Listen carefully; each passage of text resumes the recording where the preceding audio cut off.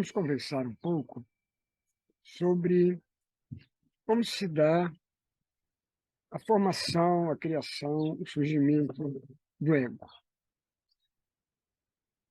Como é que nós nos entregamos e nos perdemos no ego? Qual o processo que conduz a essa consequência, a esse fenômeno? Nós não somos ego, nós não somos o eu que aprendemos, que julgamos ser, que nos acostumamos a ser. O ego é uma instância que, como qualquer outra, precisa de duas dimensões para ser, para existir: a espacialidade e a temporalidade. Ou seja, ele necessita de um espaço no qual possa aparecer, e de uma certa duração no tempo, para que possa ser visto, reconhecido, apreendido. Desta colocação, já podemos depreender algo muito importante e que, nos mais das vezes, não é considerado. Vou repetir uma parte dessa colocação para chamar a atenção sobre ela. Ela merece ser destacada. O ego precisa ser percebido.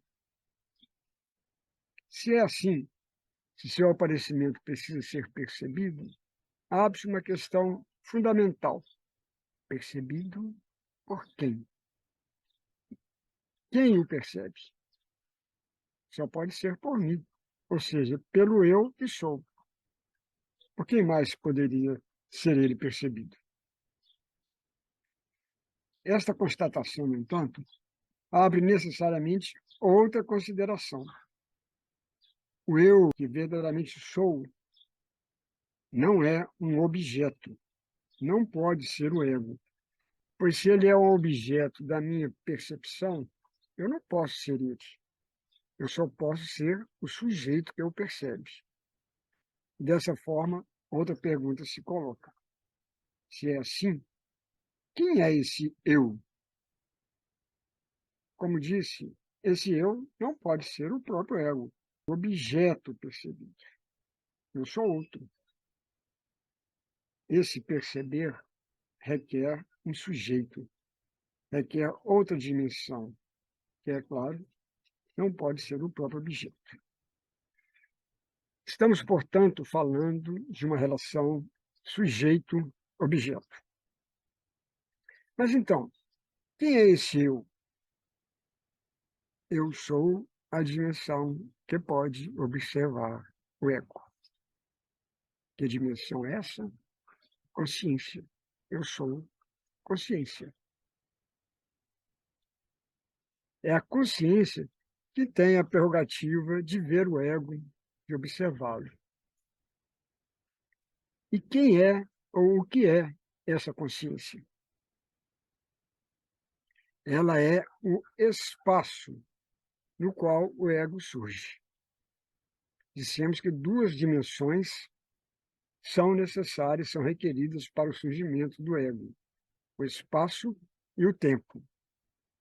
A consciência, o que é? É exatamente esse espaço, o lugar, entre aspas, no qual surge o ego. E o que é o ego? O ego é os pensamentos, os sentimentos, as emoções, as sensações, as imaginações, as imagens, etc. Essa consciência que divisa, observa, que vê o ego, é denominada de consciência observadora testemunha, precisamente porque este é o seu ser, o seu fazer: observar, testemunhar as aparições e movimentos no espaço que ela é. Quando não há qualquer objeto ou conteúdo presente nesse espaço, ou seja, quando ele não é ocupado ou povoado pelo ego, pelos pensamentos, sentimentos, sensações, etc., há, portanto, a presença apenas da consciência, da própria consciência. Ela é, então, denominada de consciência vazia, de consciência pura. Pura exatamente porque ela é vazia de pensamentos, sentimentos, sensações, percepções, ou seja, é vazia de um ego. A nossa identidade real é a consciência pura. Não somos a consciência observadora testemunha, nem o ego, denominado aqui consciência egóica ou consciência corporal egóica. A consciência pura é a nossa identidade original e a fonte da qual são criadas, emanadas, geradas a consciência observadora testemunha e a consciência egóica. Estas duas últimas são, na realidade, manifestações, emanações da fonte que é a consciência pura. Nós podemos ocupar uma dessas três posições e estaremos sempre identificados com uma delas. Consciência pura, como consciência observadora testemunha, ou como consciência egóica corporal. Mas, se somos, então, originalmente pura consciência, a consciência pura, como é que se dá o processo de nos tornarmos consciência egóica ego e de nos perdermos nessa dimensão egóica? Como ou por que esses pensamentos, sentimentos, etc., passam a ser o eu, o mim, o ego? Vamos tentar compreender um pouco esse processo. Esses pensamentos, sentimentos, etc., aqui designados, como dissemos, como objetos ou conteúdos, quando muito fortes, muito intensos, isso acontece com muita frequência, forçam a consciência pura para que ela desça da sua posição de fonte e se misture, se envolva, se identifique, enquanto os próprios conteúdos ou objetos que povoam o espaço consciência, ou seja, com a consciência egóica corporal. Isso significa, na verdade, a queda, a descida do céu para a terra.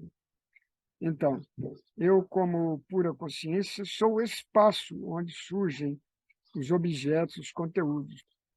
Então, eu sou outro que não os próprios objetos. Eu sou o espaço onde eles surgem. Eu sou a consciência, você pode vê-los, observá-los. O processo de tornar-me em um ego é um processo que consiste em eu deixar essa posição de consciência observadora testemunha e aderir, me apegar, olha a palavra apegar, apego, ego, a esses objetos que povoam o espaço que originalmente sou. As pessoas que não dominam esse conhecimento que aqui está sendo comunicado, sobre o qual estou refletindo, que não conhecem esses conceitos que estão sendo abordados aqui, eles são, portanto, novos, a consciência egóica corporal, consciência observadora testemunha, pura consciência, etc. Essa pessoa não tem também uma boa prática com a meditação e que se encontra, exatamente por isso, identificada, claro que sem o saber, com a consciência corporal egóica, como ego, ela está com o piloto do ego, o piloto automático do ego ligado. Ela está entregue à condução, à guia e à dominação por parte deste piloto. Mesmo praticante avançado da meditação, que já sabe quem ele realmente é, consciência pura, está também sujeito a cair no canto de sereia dos pensamentos, sentimentos, sensações, emoções, cair no canto de sereia dos objetos, conteúdos comentados. Mesmo essa pessoa, então, avançada nessa prática, poderá abandonar a sua posição original de pura consciência, a sua identidade fonte originária como pura consciência, e cair nos braços dos referidos objetos, conteúdos, e acabar se identificando com eles. É claro que esse é um processo de ida e volta. Eu posso estar como consciência pura, cair nos braços dos objetos e posso, principalmente através da meditação, recuperar a minha condição originária de pura consciência. Voltar para casa, como na parábola do filho pródigo. Nós todos somos filhos pródigos, somos sempre filhos pródigos. Estamos sempre voltando para casa. Nós falamos um pouco sobre os conceitos fundamentais envolvidos nesse processo de surgimento do ego. Mas vamos tentar, um pouco mais, entender o processo que, nesse caso, no caso desse surgimento, está acontecendo, o processo que está em marcha, e que resulta na criação da consciência egóica corporal. Sim, eu estou dizendo criação porque o ego não é uma instância que existe em si, que tem substância própria, que tenha existência independente. Ele não existe em si. O ego é gerado cada vez que vivemos esse processo que eu estou tentando comentar aqui. Então, do lado da pura consciência, o que estará acontecendo é que, na verdade, ela será coberta, encoberta, obnubilada, ocultada, escondida por esses referidos objetos que transitam no espaço consciência. Ou seja, ela jamais deixa de ser, nunca deixa de ser pura consciência. O que acontece é que ela receberá uma sobreposição do ego desses elementos, desses objetos, sobre si mesmo, de tal forma que o ego é quem vai aparecer, que ele passará a governar, não ela. De outro lado, do lado do ego, o que estará acontecendo é que ele se instala, então, como senhor de todo esse processo do existir mesmo. Não um senhor qualquer, mas o pior senhor. O Bhagavad Gita, aquele maravilhoso livro da sabedoria hindu, ensina que o ego é o pior senhor, o pior patrão, mas é o melhor servo. O que se passa é que o eu oculta a pura consciência e assume o trono, o palco, o protagonista. Ele assume esse papel, essa condição. Ele se veste ou se traveste de pura consciência e passa a reinar nesse espaço consciência. O praticante estará se entregando à sanha voraz e dominadora da instância egóica, da consciência corporal egóica, neste momento. O eu se pretende autônomo e independente, como se tivesse criado a si próprio, desconhecendo por completo sua condição de subordinação e subalternidade em relação à pura consciência. É importante destacar aqui algo que já dissemos en passant, que merece ter esse olhar mais detalhado. O ego não tem existência independente, ele não tem substância própria. Ele não gera energia por si mesmo. Então, ele depende, para existir, de uma outra fonte. E essa fonte é a pura consciência. É, é dessa fonte que o ego extrai a sua energia, a sua vitalidade. Mas, ao encobrir, ao tamponar a pura consciência, o que acontecerá é que ele passará a governar. Ele toma conta do espaço consciência. Então, a pessoa que pratica a meditação perde, nesse momento, a sua identidade original enquanto pura consciência. E com isso se mistura, se funde e se perde no fusionamento com o ego, com o eu. Isso acontece porque a instância egóica é também consciência. Ela é mente, não é corpo. E assim ela tem a prerrogativa de saber de si, por ser consciência. É claro que não é a pura consciência, é uma manifestação da pura consciência, né? Então ela é pensamento, é sentimento, é imaginação, etc. Ela não é uma manifestação corpo, ela é uma manifestação mente. E assim ela sabe, ela é consciência, consciência egóica. Nas palavras do Bhagavad Gita, ela é denominada como pequeno eu, e a pura consciência é designada como o eu divino, porque a pura consciência é mesmo sinônimo de Deus, de Alá, de Brahman, de Javé, de Supremo, de todo, de absoluto.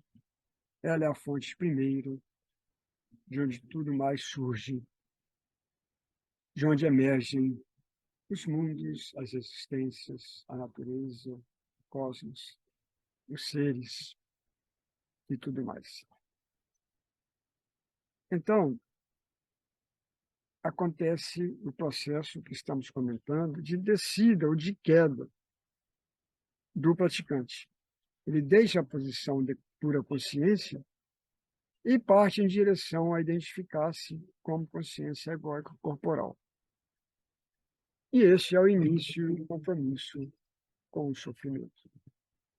O ego, por suas características fundantes, a mutabilidade, a impermanência, a alterabilidade, a insuficiência, a carência, a voracidade, a insaciedade, a separatividade, a insegurança, a temporalidade e a finitude, essas características do ego não resultam em outra experiência que não o sofrimento. Portanto, essa queda da pura consciência na consciência observadora testemunha ou na consciência egóica, essa descida do céu para a terra vai significar cairmos nos braços do sofrimento.